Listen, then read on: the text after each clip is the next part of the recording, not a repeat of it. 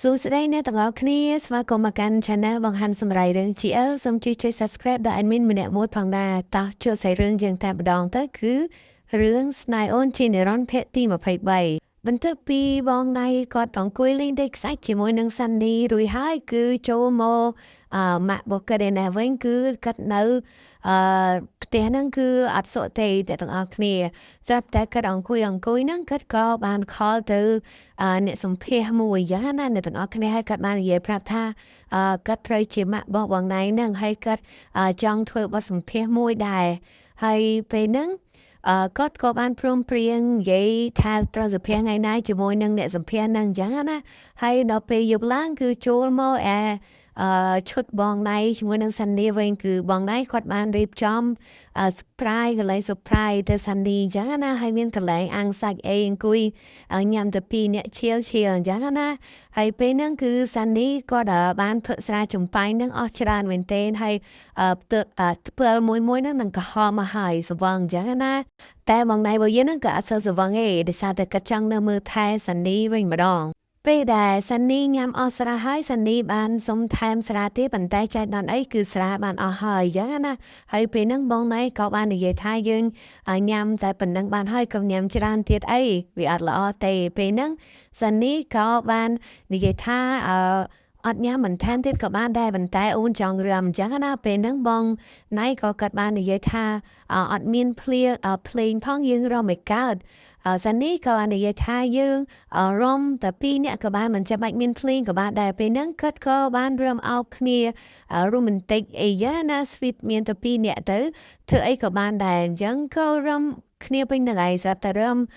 ជាមួយគ្នាយូរទៅសានីក៏បានទាញដៃបងណៃយើងនឹងចូលកន្លែងដេកតែម្ដងទៅអ្នកទាំងអស់គ្នាសានីយើងខូចដែរអញ្ចឹងណាតែនឹងធ្វើមិនទេគេជាព្រះនាងថ្ងៃណាគេចង់ធ្វើអីក៏បានដែរសាបងណៃគេជាអ្នកការពារមើលថែម្ដងពេលដែលសានីចូលទៅដេកនៅក្នុងតង់ហើយនឹងគឺចង់បវួរបងណៃនឹងធ្វើ homework ភ្លាមអញ្ចឹងណាប៉ុន្តែបងណៃគាត់បានខាត់ទៅដោយសារតែគាត់ថាគាត់ root នេះសិនកុំឲ្យវាចង្ហរអញ្ចឹងណាគឺដើម្បីការពារដែរហើយបន្ទាប់មកគឺគាត់ក៏បានធ្វើ homework ពីរនាក់យ៉ាងមានក្តីសុខទៅហើយចូលមកម៉ាក់របស់គាត់ឯណាវិញហ្នឹងគឺដល់ថ្ងៃដែលសម្ភាសហើយអញ្ចឹងណាហើយពេលហ្នឹងអ្នកដែលរៀបចំសម្ភាសហ្នឹងក៏គេបាននិយាយប្រាប់ម៉ាក់គាត់ដែរថាឯនិយាយរឿងការពិតឬក៏រឿងអីត្រង់បានគឺគេមានសំណួរសួរអីចឹងណាហើយមិនចាំបាច់លាមកទេហើយបើសំណួរណាដែលអាចនិយាយបានក៏មិនចាំបាច់និយាយដែរចឹងណាហើយពេលហ្នឹងម៉ាក់បងណៃក៏កាត់បាននិយាយថាខ្ញុំនឹងនិយាយតែរឿងការពិតតែប៉ុណ្្នឹងទេអ្នកសម្ភារក៏បានសួរថាតើទំនាក់ទំនង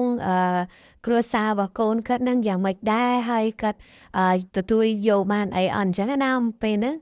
ម៉ាក់របស់គាត់នឹងចាប់ផ្ដើមចូលតួហើយម៉ាក់បងណៃហ្នឹងគឺគាត់ចាប់ផ្ដើមចូលតួនិយាយថាគាត់ជាម្ដាយចិត្តជាម្ដាយគឺស្រឡាញ់កូនណាគឺគាត់ចង់ឃើញកូនមានក្តីសុខអីចឹងណាគឺគាត់មិនចង់ឲ្យកូនគាត់ពិបាកចិត្តអីទេទោះបីជាគាត់មិនសូវពេញចិត្តប្រហែលដែរប៉ុន្តែដើម្បីកូនគឺគាត់សុចិត្តធ្វើតាមកូនអីយ៉ាងណាឲ្យតែកូនសប្បាយចិត្តនឹងបន្ទាប់មកអ្នកសម្ភារក៏បានសួរទៀតថាចុះ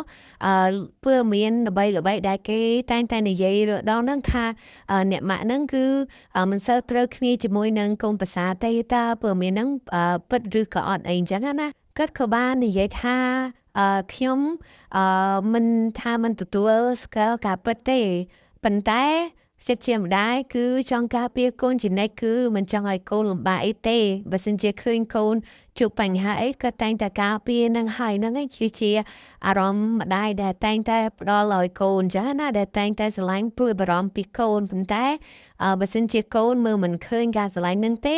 គាត់ក៏មិនអីដែរគាត់ក៏មិនថៃដែរប៉ុន្តែគាត់នៅតែស្រឡាញ់កូនគាត់អីចាណាគឺគាត់និយាយធ្វើដូចគាត់នឹងជាអ្នករងគ្រោះអញ្ចឹងប៉ុន្តែទាំងការពិតហ្នឹងគឺគាត់ឯងជាអ្នកបង្កហ្នឹង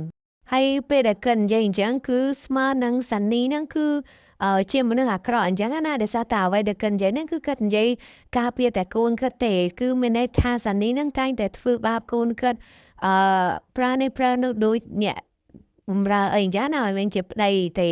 ចឹងក៏និយាយឡើងលើបទសម្ភាសន៍ហ្នឹងគឺទម្លាក់កំហុសឲ្យទៅសានីឲ្យគ្រប់គ្នាហ្នឹងគេស្អប់ខឹងសានីអញ្ចឹងណាបន្ទាប់ពីធ្វើបទសម្ភាសន៍រួចហើយគាត់ក៏បានត្រឡប់មកផ្ទះវិញដែរហើយចំណែកឯបងឯងក៏គាត់នៅកន្លែង